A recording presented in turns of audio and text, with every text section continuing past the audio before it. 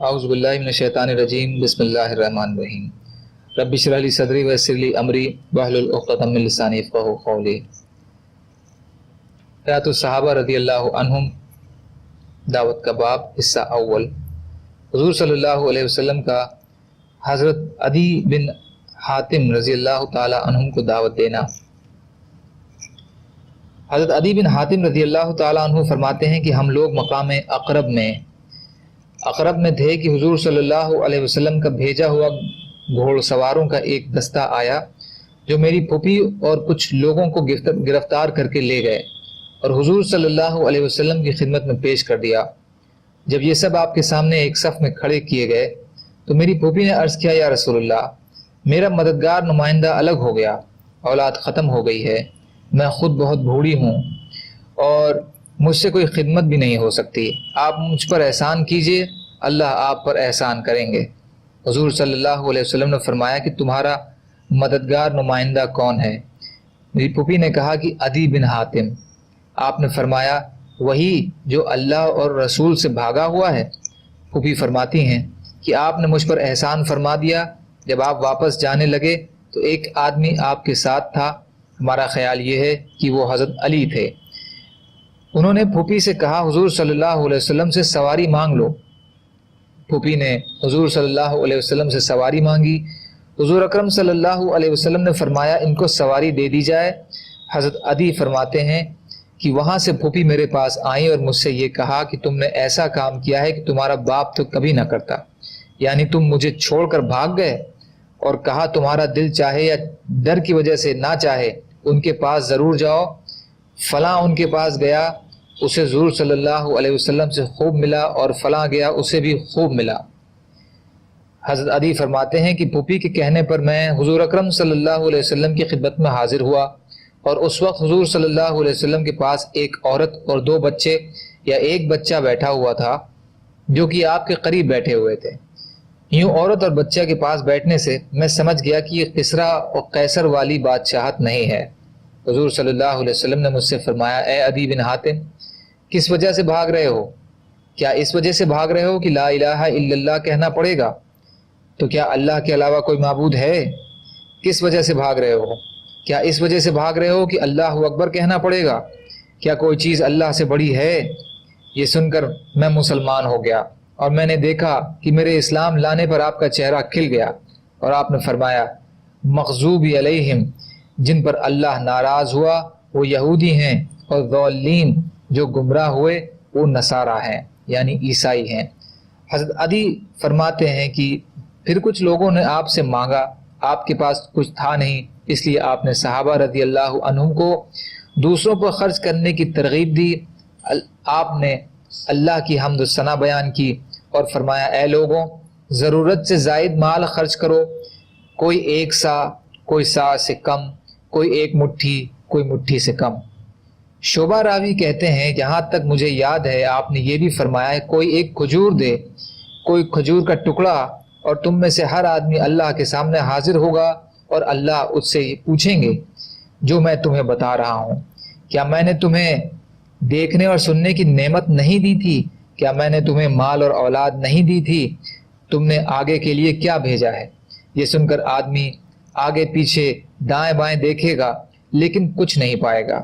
جہنم سے صرف اللہ کی ذات کے ذریعے سے ہی بچا جا سکتا ہے، اس لیے آگ سے بچو، اور آگ سے بچنے کے لیے دینے کو کچھ نہ ہو تو کھجور کا ٹکڑا ہی دے دو، اور اگر کھجور کا ٹکڑا بھی نہ ہو تو نرم بات ہی کر دیا کرو۔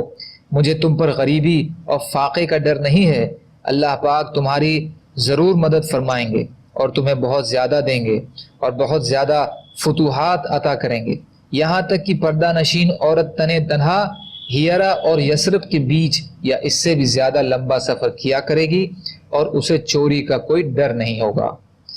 حدیث احمد، ترمذی، بیہقی، بخاری، بدایہ، حصہ 5، پیج نمبر 65 سے لی گئی۔ حضور صلی اللہ علیہ وسلم کا حضرت ذوالجوشن زبابی رضی اللہ تعالیٰ عنہ کو دعوت دینا۔ حضرت ذوالجوشن زبابی رضی اللہ تعالیٰ عنہ فرماتے ہیں، جب حضور صلی اللہ علیہ وسلم بدر کی لڑائی سے فارغ ہوئے تو میں اپنی قرحہ نامی گھوڑی کا بچھیرا لے کر حضور صلی اللہ علیہ وسلم کی خدمت میں حاضر ہوا اور میں نے کہا اے محمد صلی اللہ علیہ وسلم، میں آپ کے پاس قرہا گھوڑی کا بچھیرا لے کر آیا ہوں تاکہ آپ اسے اپنے استعمال کے لیے لے لیجئے۔ آپ نے فرمایا مجھے اس کی ضرورت نہیں ہے، ہاں اگر تم تو چاہو تو میں تمہیں اس کے بدلے میں بدر کی زرہوں میں سے تمہاری پسند کی ایک زرہ دے دوں۔ میں نے کہا میں اس کو آج اعلیٰ درجے کے ایک گھوڑے کے بدلے میں دینے کو تیار نہیں ہوں۔ آپ نے فرمایا پھر مجھے اس کی ضرورت نہیں ہے۔ پھر آپ نے فرمایا اے ذوالجوشن، تم مسلمان کیوں نہیں ہو جاتے تاکہ شروع میں اسلام لانے والوں میں سے ہو جاؤ؟ میں نے کہا نہیں۔ آپ نے فرمایا کیوں؟ میں نے کہا اس لیے کہ میں دیکھ رہا ہوں کہ آپ کی قوم نے آپ کو جھٹلایا ہے۔ آپ نے فرمایا بدر میں ان کی شکست کے بارے میں تمہیں کیسی خبر پہنچی ہے؟ میں نے کہا ساری خبر پہنچ چکی ہے۔ آپ نے فرمایا ہمیں تو تمہیں اللہ کی سیدھی راہ بتانی ہے۔ میں نے کہا مجھے منظور ہے، اس شرط کے ساتھ کہ آپ کعبے کو فتح کر کے وہاں رہنے لگ جائیے۔ آپ نے فرمایا اگر تم زندہ رہے تو اسے بھی دیکھ لو گے۔ پھر آپ نے ایک آدمی کو فرمایا او فلانے، اس آدمی کا تھیلا لے لو اور اس میں راستے کے لیے اجوا کھجوریں ڈال دو۔ جب میں واپس ہونے لگا تو آپ نے صحابہ رضی اللہ عنہم سے فرمایا یہ شخص بنی عامر کے بہترین گھوڑ سواروں میں سے ہے۔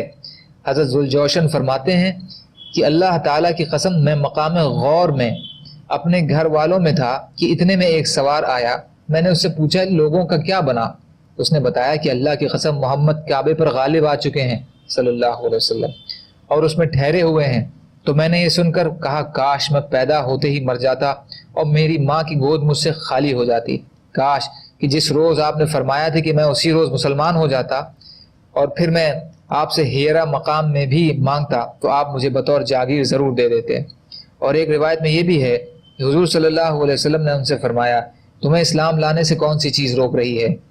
میں نے کہا کہ میں دیکھ رہا ہوں کہ آپ کی قوم نے آپ کو جھٹلایا ہے اور آپ کو آپ کے شہر مکہ سے نکال دیا گیا ہے اور اب آپ سے جنگ کر رہے ہیں۔